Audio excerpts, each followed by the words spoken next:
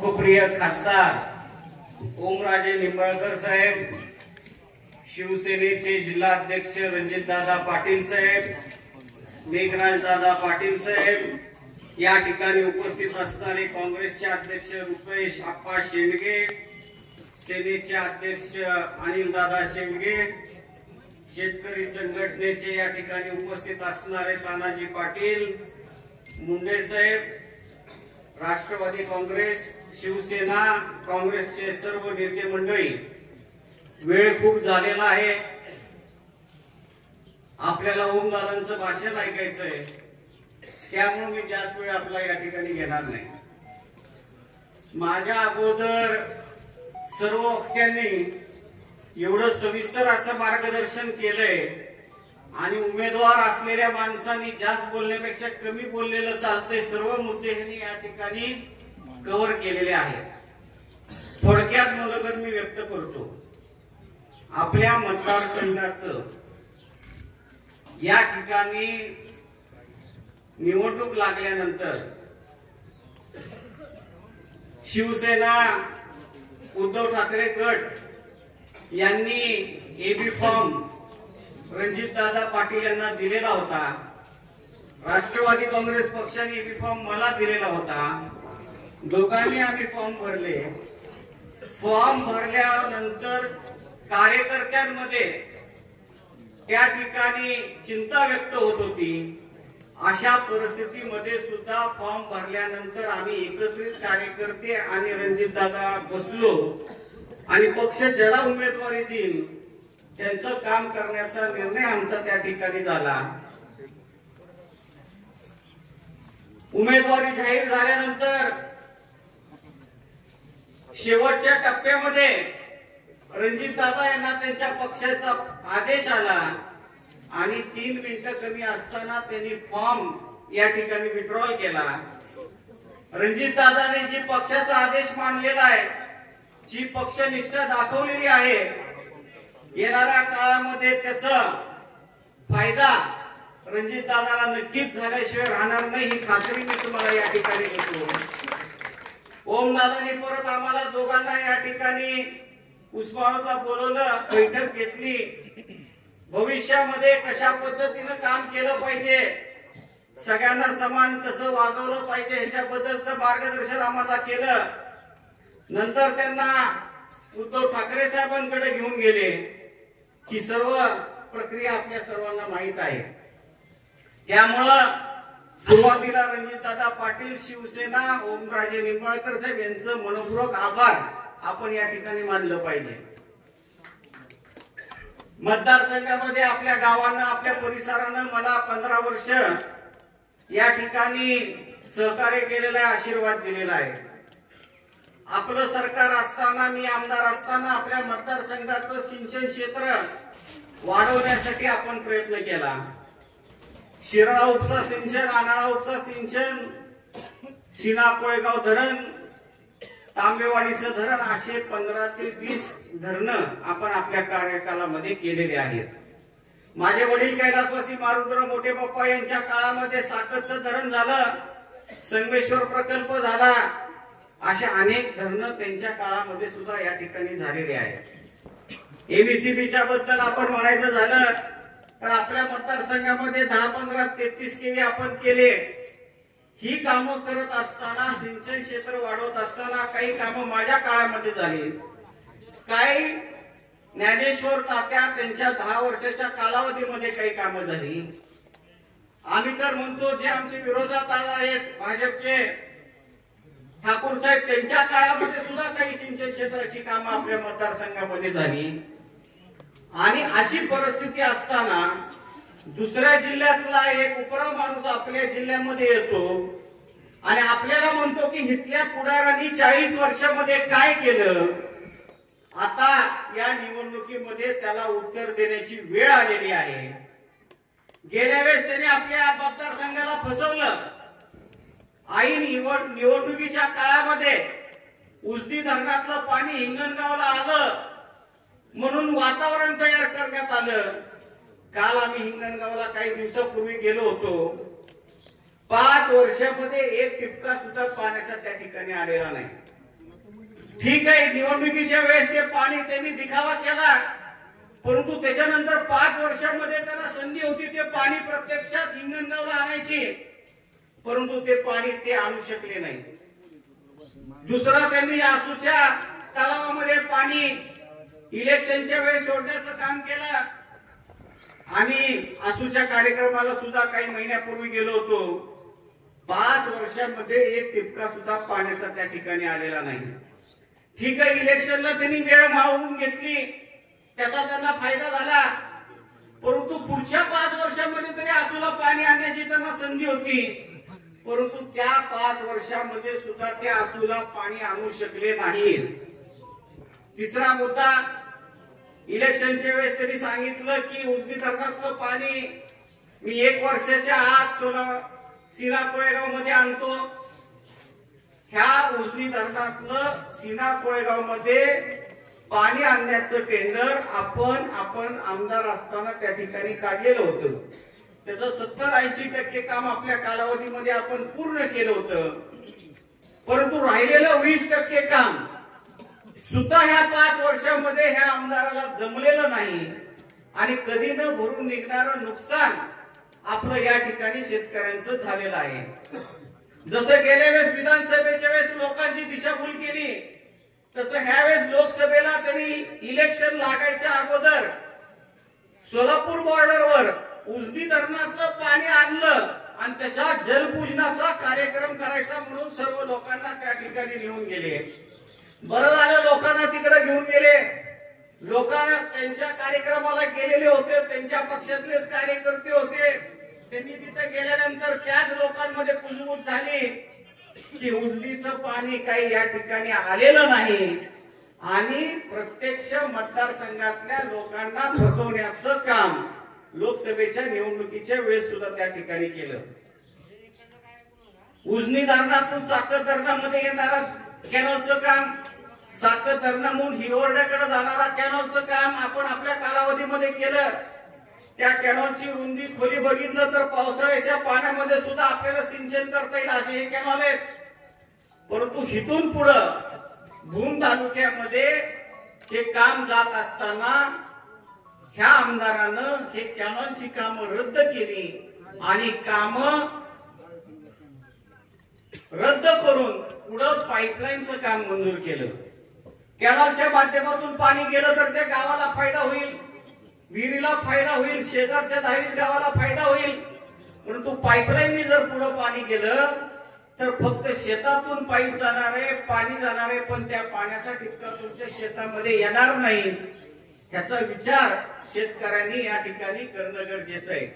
आणि आपल्या तिन्ही तालुक्याच्या मतदारसंघाच्या दृष्टीनं सर्वात महत्वाचं काम हे जे 1 वर्षात होणं शक्य होतं ते 5 वर्ष झाल्यावर सुद्धा ह्यांनी केलेलं नाही.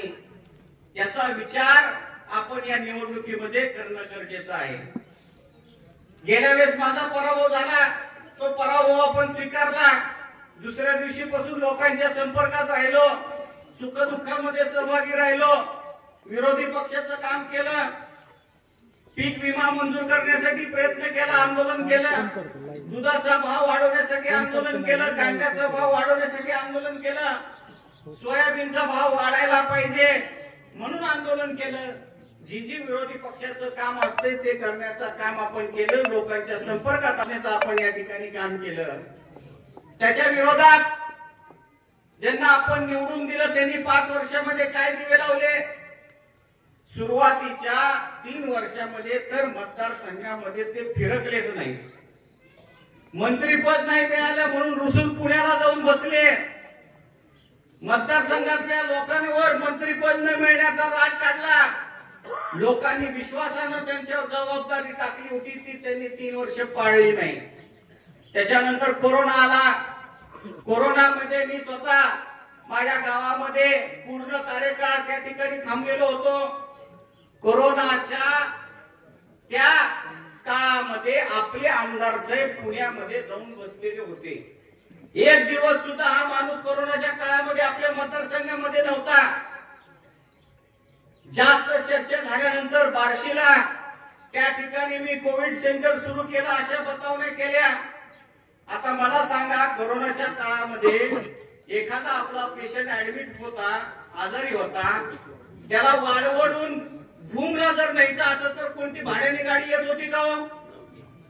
तुम्ही आजारी पेशंट गाडी भाड्याने मिळत नव्हता, नातेवाईक गाडी देत नव्हते, गाडी चालवायला कोण तयार नव्हतं, माणूस वालवडचा भूमला जायला शक्य नव्हतं. ह्यांनी कोविड सेंटर चालू केलं बार्शीला. काय फायदा झाला त्याचा? आणि ते सुद्धा नाटक केलं. आणि अशी असताना कोरोना काळामध्ये ज्यावेळेस लोकांना त्यांना गरज होती आमदाराची, त्यावेळेस आमदार आपले पुण्या मुंबईला जाऊन बसलेले होते आणि मतदारसंघाकडे दुर्लक्ष केलं. मंत्रीपद मिळाल्यानंतर त्यांनी 2-4 महिने इथं जनता दरबार घेतला, हे करू ते करू म्हणाले.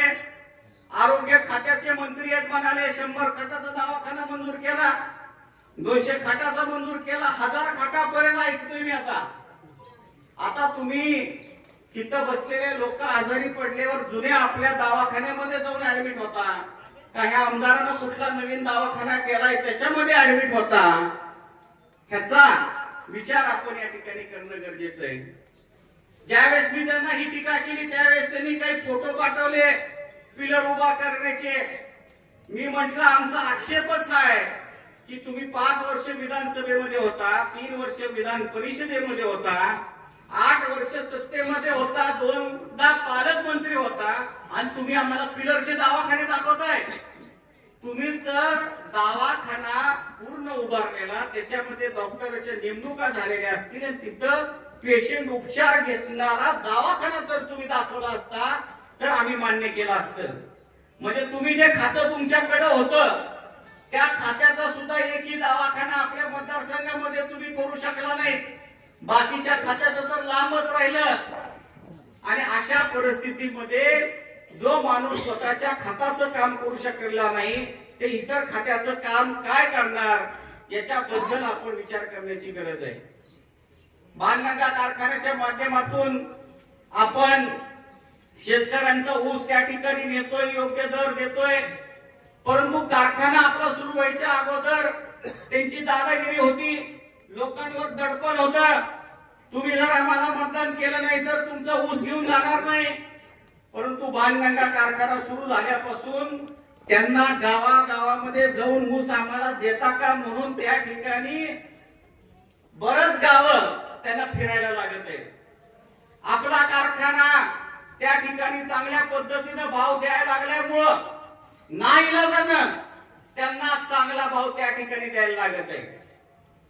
2600 रुपये 2800 रुपये आज शेतकऱ्यांना भाव मिळायला लागला. स्पर्धा झाली आणि स्पर्धेमध्ये आपला कारखाना आल्यामुळे शेतकऱ्यांचा त्या ठिकाणी फायदा मिळायला लागला. अशी परिस्थिती असताना सुद्धा त्यांच्या कारखान्यामध्ये मी सांगत नाही, ट्रॅक्टर मालक सांगते, तोडणारी वाहतूक सांगते की प्रत्येक ट्रॅक्टर मागे 1 ते 2 टन टनेज मारण्याचं काम होतंय, काटा मारण्याचं काम होतंय, हे आपल्या सर्वांना माहिती आहे. हा आपल्यातला त्यांच्या कारखान्यातला फरक आहे. मुद्द्याचं काही बोलायचं नाही, मतदारसंघामध्ये पाणी का आणलं नाही ह्याच्याबद्दल बोलायचं नाही, मतदारसंघामध्ये 33 केवी का केलं नाही ह्याच्याबद्दल बोलायचं नाही, मतदारसंघामध्ये विकास इतर कामं का केली नाही ह्याच्याबद्दल बोलायचं नाही. आणि आता नवीनच गोष्टी भाषणामध्ये त्यांनी सुरू केल्या. भाषणामध्ये गेल्या 5 वर्षामध्ये अशाच मोठमोठ्या घोषणा करायच्या. आता सुद्धा त्यांनी एक नवीन घोषणा केली. भाषणामध्ये त्यांनी सांगितलं की मी भूम परांडा वाशी तालुक्यासाठी आता फार्मिंग एअरपोर्ट तयार करणार आहे. फार्मिंग एअरपोर्ट ह्याचा अर्थ आता बसणाऱ्या बऱ्याच जणांना कळाला नसेल. फार्मिंग एअरपोर्ट म्हणजे आपल्या शेतकऱ्याचा माल दुसऱ्या राज्यात दुसऱ्या देशात नेण्यासाठी मी विमानतळ बांधणारे म्हणाले. आपल्या भूम तालुक्याच्या बस स्टँड ह्याला कमी झालं नाही आणि ही विमानतळाच्या गप्पा मारतोय. कुणी मागितलंय का ह्याला विमानतळ, फार्मिंग एअरपोर्ट कुणी मागितलंय का? तुम्ही काय बोलता, काय करता? लोकांची मागणी काय की आमच्या पिकाला, आमच्या धान्याला योग्य भाव मिळाला पाहिजे, आमच्या सोयाबीनला भाव मिळाला पाहिजे, कांद्याला भाव मिळाला पाहिजे. ही खरी शेतकऱ्यांचा प्रश्न आहे. आणि तुम्ही त्यांना म्हणता तुमचा माल परदेशात घेऊ। ही शेतकऱ्यांची चेष्टा करण्याचं काम ही पुढचा विरोधात उभा असलेला आपला उमेदवार करत आहे। भाषणात म्हणाले मी गेल्या वेळेस 5 वर्षापूर्वी म्हणाले बरं का 1 लाख लिटरचं दूध संघ काढतो। 5 वर्षामध्ये काही केलं नाही। आता नवीन घोषणा केली की 5 लाख लिटरचा दूध संघ मी आता आपल्या मतदारसंघामध्ये काढणार आहे। 5 वर्षामध्ये त्याला कुणी अडवलं होतं का? कुणी मागणी केली होती का? आपल्या मानेदादाकडे 15 लाख लिटर रोजचं दूध त्या ठिकाणी गोळा होतंय। देसाई बंधूंकडे 10 लाख लिटर गोळा होतंय। जिथं जिथं महाराष्ट्रामध्ये मोठे प्रकल्प आहे तिथून आपल्या मतदारसंघातलं दूध तिथं जाते। तुम्ही एखादा प्लांट टाकण्याने शेतकऱ्याची परिस्थिती सुधारणे, शेतकऱ्याची मागणी काय? त्यांच्या दुधाला योग्य भाव मिळाला पाहिजे ही शेतकऱ्याची मागणी आहे।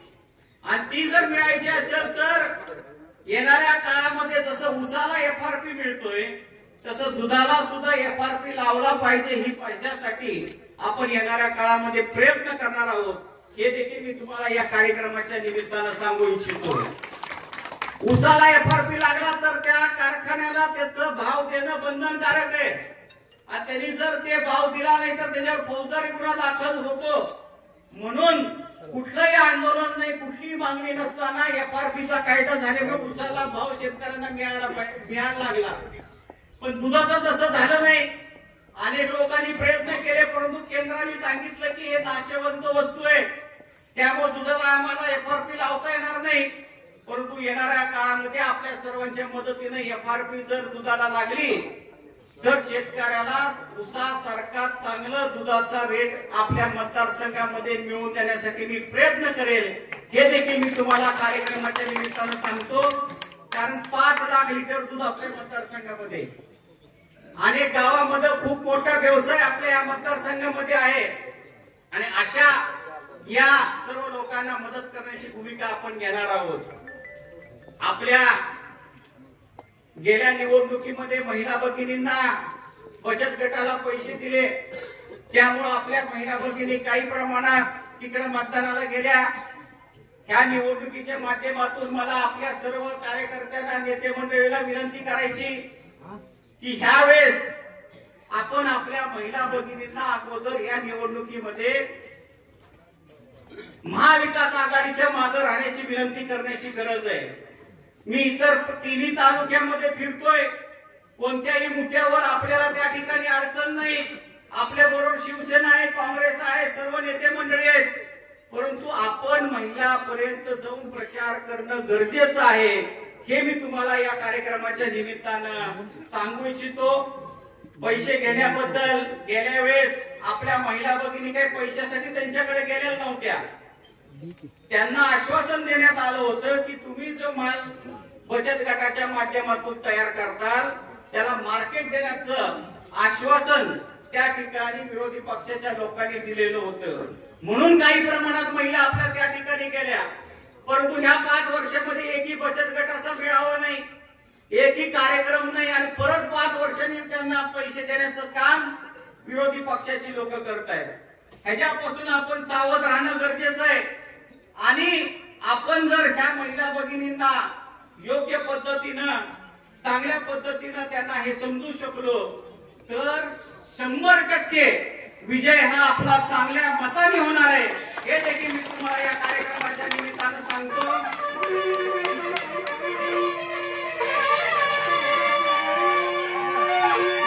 उमेदवारांना जास्त बोलायचं नसतं, दुसऱ्यांनी त्यांची बाजू मांडायची असते आणि आपण 2-3 तासापासून या ठिकाणी बसलेला त्यामुळे जास्त लांब लचक भाषण मी नाही करणार।